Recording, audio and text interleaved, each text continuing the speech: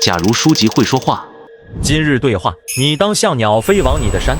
飞鸟老师，为什么我们很多人都感觉自己像原生家庭手里的风筝，不自信飞不远，总被一根无形的线死死拽着？您这本书是不是就在教我们怎么挣脱这根线，飞往自己的山？你说的是风中困境，我更愿意称之为回音式效应。回音式效应，这是什么意思？你从小待在一个山谷里，你听到的所有声音都是山谷的回音，家人的价值观、规则、爱与伤害都在这个山谷里被无限放大。你以为这就是全世界？我明白了，所以我们以为的世界其实只是家庭这个山谷的回音。正是，我的主角塔拉从小就生活在爱达荷州一座叫巴克峰的大山里，在他父亲的世界里，学校是阴谋，医院是陷阱，这就是他最初听到的唯一的回音。一个与世隔绝的独立王国，那这座山其实就是个牢笼。问得好，但它首先是家，然后才是牢笼。对一只没见过天空的雏鸟来说，巢穴是温暖和安全的代名词。巴克峰对童年的塔拉来说，就是这样一个充满矛盾的地方。充满矛盾，怎么讲？比如哥哥们在废料场受了重伤，浑身是血，父母却拒绝送医，而是用草药治疗。用草药治重伤，这在我看来不叫爱，这近乎是草菅人命了。但在他们看来，这就是对上帝的虔诚，是真正的爱。所以你看，在那里为你好和伤害你的界限是模糊的。我听得后背发凉。那塔拉是怎么意识到这个山谷之外还有别的世界的？是什么让他想要飞走的？是一阵风，一阵从山谷外吹来的风。他的一个哥哥是第一个离开大山去上大学的人，他回家时带回了一些山谷里没有的东西，比如音乐。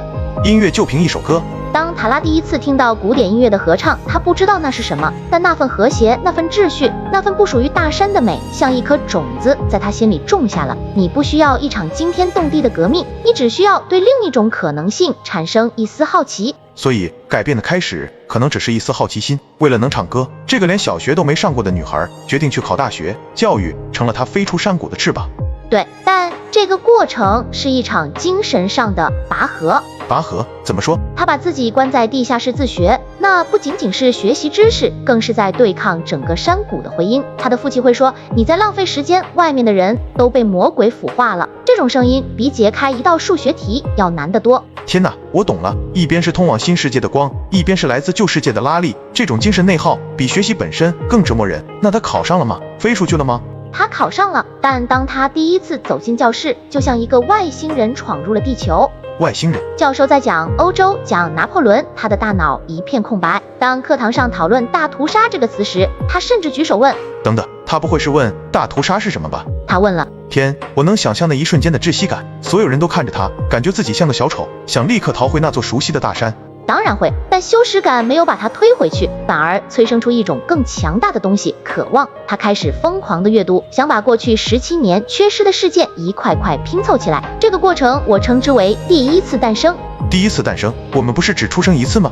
肉体的诞生是父母给的，而精神的诞生是你通过教育亲手把自己塑造出来的过程。你开始拥有自己的判断，而不是全盘接受山谷里的回音。我明白了，教育的真正意义不是给你一个饭碗，而是给你一副全新的眼镜，让你重新审视你从小到大信奉的一切。你说到点子上了。塔拉戴上这副新眼镜，回头再看他的山，看到了更多过去没看见的东西，尤其是关于他的另一个哥哥肖恩。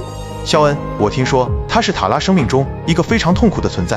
在塔拉的记忆里，肖恩是一个会把他的头按进马桶，会掐着他的脖子，骂他是妓女的恶魔。这么严重，那家人怎么说？家人不可能不管吗？在家人的回音室里，肖恩只是爱开玩笑，家人会说，你想多了吧，他只是在跟你玩儿。这不就是煤气灯效应吗？通过扭曲你的认知，让你怀疑自己的记忆和判断。正是，当塔拉试图对峙，他面对的是一堵墙，家人选择维护那个他们熟悉的家庭故事，而不是承认真相。这时他面临一个残忍的抉择。什么抉择？是要相信自己的记忆，还是要为了家庭的和谐而否定自己？这比离开大山更痛苦，因为离开大山是告别一个地方，而否定家庭是告别你的根。这太难了，一边是让你痛苦不堪的真相，一边是让你维持表面和平的谎言，他是怎么选的？他选择了真相，代价是他被视为叛徒，失去了家人。为了真相失去家人，值得吗？他获得了自由，这引出了我在书里写下的一句话。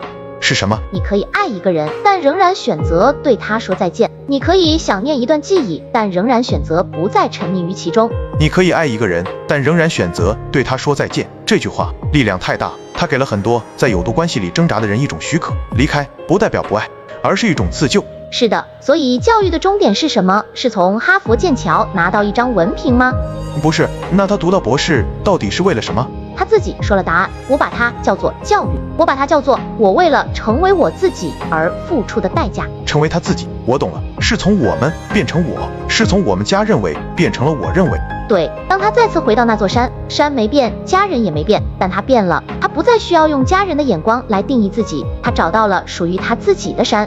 所以你当像鸟飞往你的山，第一层意思是飞离那座禁锢你的原生家庭之山。是的，但还有更重要的一层。是什么？是飞往一座属于你自己的，由你的知识、理性和价值观构建起来的精神之山，在那里你才是你世界的主人。我彻底明白了，我们每个人心里都可能有一座巴克峰，它可能是父母过度的期望，可能是一段有毒的关系，一个根深蒂固的限制自己的旧观念。而教育也不仅仅是上学，读一本书，去一个陌生的地方旅行，跟一个和你完全不同的人深入交谈，所有这些让你打破回音式的行为，都是广义上的教育。那么你找到你的那座山了吗？或者你是否已经鼓起勇气准备起飞了呢？今天跟您聊完，我才明白，很多时候我们感到痛苦，不是因为我们不够好，而是因为我们还站在别人的山上，用别人的回音来评判自己。这本书给我的震撼实在太大了。如果你也觉得有启发，点赞关注支持一下呗。下一期你想听我采访哪本书？评论区告诉我。